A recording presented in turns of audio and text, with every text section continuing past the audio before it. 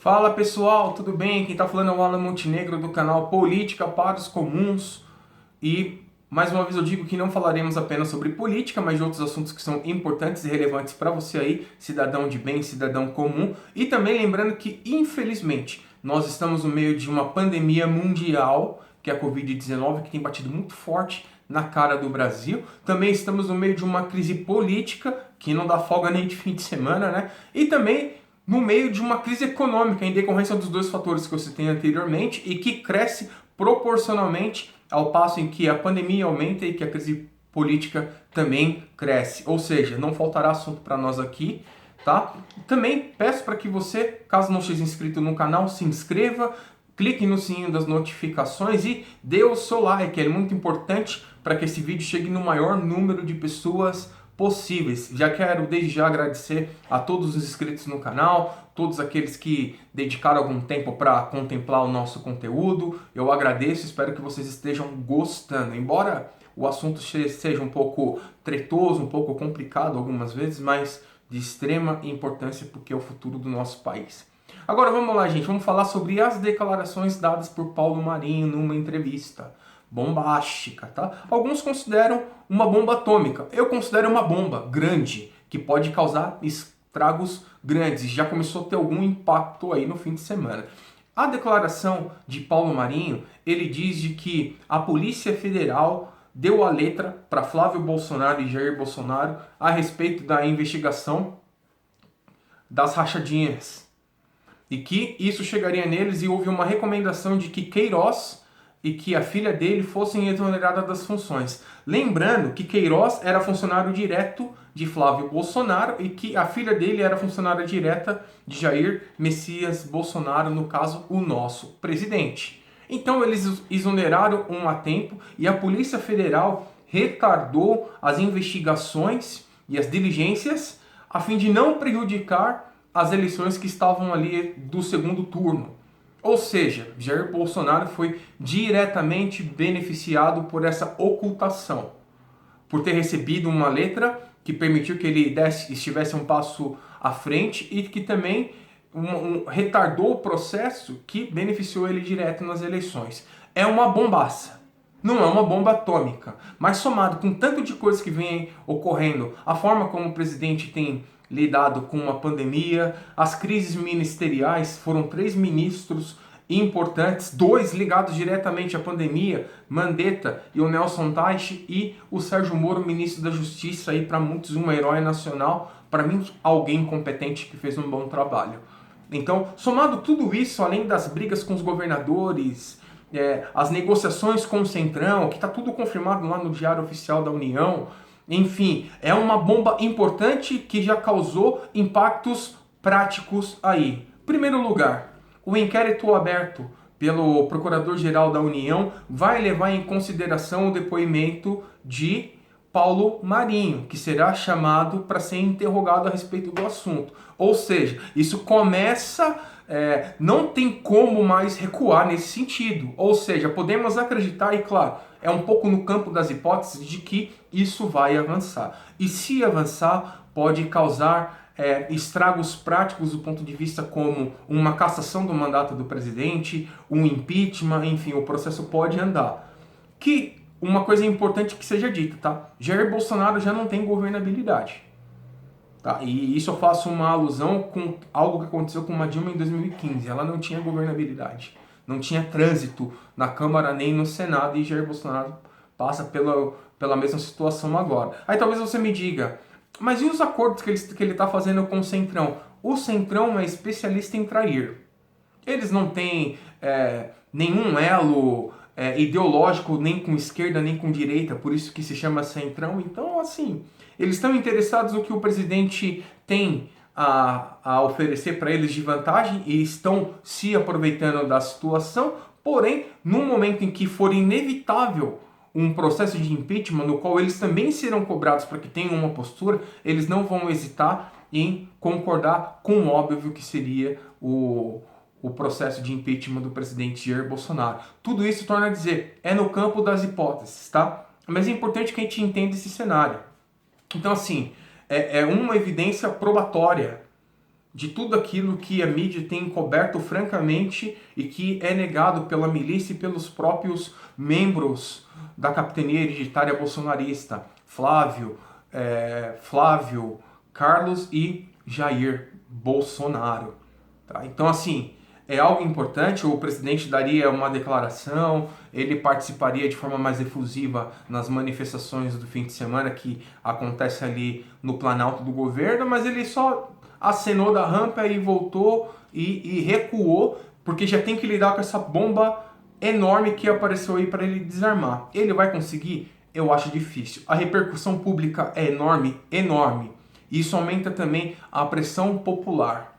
Jair Bolsonaro ele já não goza de tanta popularidade como gozou em outros tempos, tá? Eu tenho acompanhado, acho que até uma boa oportunidade para dizer, os canais onde eu busco as informações, e eu sou bastante eclético, tá? Vocês vão perceber aí com os nomes que eu vou dizer, alguns são de esquerda, outros são de direita, mas eu estou procurando me informar com pessoas comprometidas em falar a verdade, tá? Então documentários eu procuro assisti-los por um canal chamado Meteoro Brasil, muito bom, tá? Algumas análises sobre narrativas, conceitos mais filosóficos, eu me informo através do Henri Bugalho, que é um cara muito sério, faz um trabalho muito certo, e eu não estou olhando aqui para o viés político, tá? Também sou alguém que acompanha as notícias ali narradas pelo MBL, também acompanho as notícias narradas pela Band News FM, também acompanho tudo que é relatado pela CNN, nacional e internacional, e também aí os repórteres de plantão, Vera Magalhães, Carlos Andreasa, Alexandre Borges, Felipe Moura Brasil, Nando Moura, enfim, tem bastante gente comprometida em falar a verdade.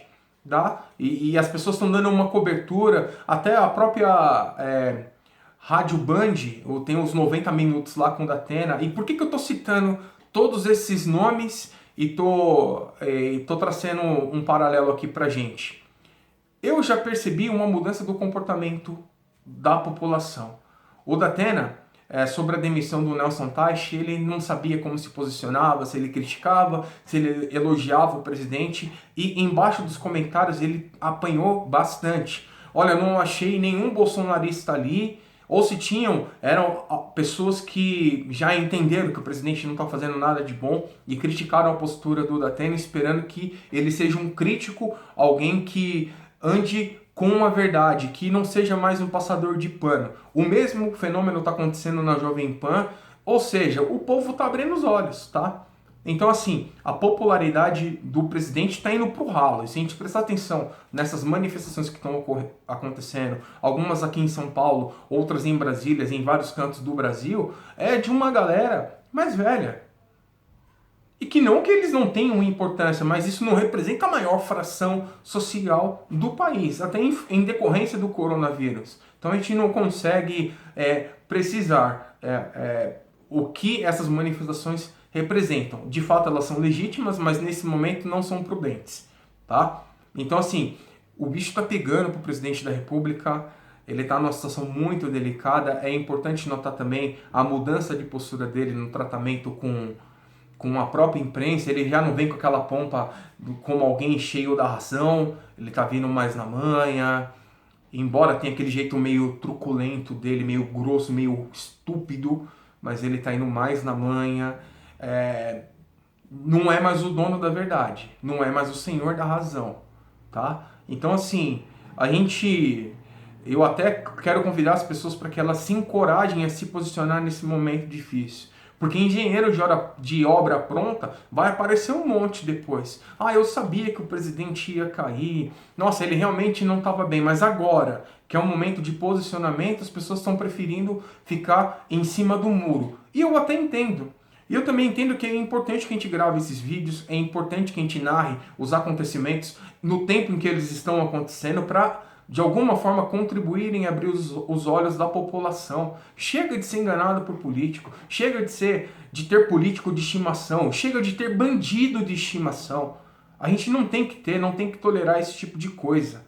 Entendeu, gente? Então, assim, aconteceu a entrevista do do Paulo Marinho aconteceu aí no sábado pro domingo e foi coberto amplamente, tá? E também quero aproveitar para falar a respeito de João Dória, tá? Para mim é um outro canalha, tá? É o nosso governador, a gente elogia o que faz de certo e critica o que faz de errado, tá sendo muito oportunista, só tá olhando para 2022 também, então eu digo, Dória não é a solução para o Brasil. Tá? A solução para o Brasil não virá de um salvador da pátria. A solução do Brasil virá de um político que tenha racionalidade, alguém que de fato seja comprometido a ajudar o país, não queira ser o salvador da pátria e trabalhar com populismo e na prática as coisas não acontecem, tá? Então assim, Dória para 2022, esquece, tá, gente? Não vote nele, tá? Já estou fazendo campanha contra ele. Acho que Jair Bolsonaro também não vai ter a menor chance, não chega nem no final do mandato e não tem condições de concorrer. E, enfim, mas que a gente, analisando o que aconteceu ontem, no passado, não muito distante, Lula, Dilma Rousseff, Michel Temer, olhando o que está acontecendo agora, Jair Bolsonaro e todos esses escândalos, a gente precisa ficar muito de olhos abertos e atentos. Vou até citar o Dória também, João Dória aí também, um outro oportunista. Enfim, nesse momento vai aparecer um monte, tá? E que a gente não se esqueça do passado sem observar o presente e principalmente para que a gente tenha uma boa consciência ali na frente no nosso futuro, que vai depender da nossa consciência. A gente precisa ter uma relação com a política racional, sem amor, sem emoção, mas com razão. Dessa forma, a gente vai conseguir escolher um líder adequado para os desafios da nossa nação e à altura de um país tão bonito, de um povo tão aguerrido como é o povo brasileiro, tá certo? O vídeo de hoje ele é um pouquinho mais curto, eu agradeço a sua companhia até aqui. Se você não é inscrito, se inscreva no canal, tá? Clica aí no sininho das notificações para ficar por dentro dos vídeos novos e dê o joinha para que esse vídeo chegue no maior número de pessoas possíveis. Muito obrigado, tá? Fiquem com Deus e até o próximo vídeo.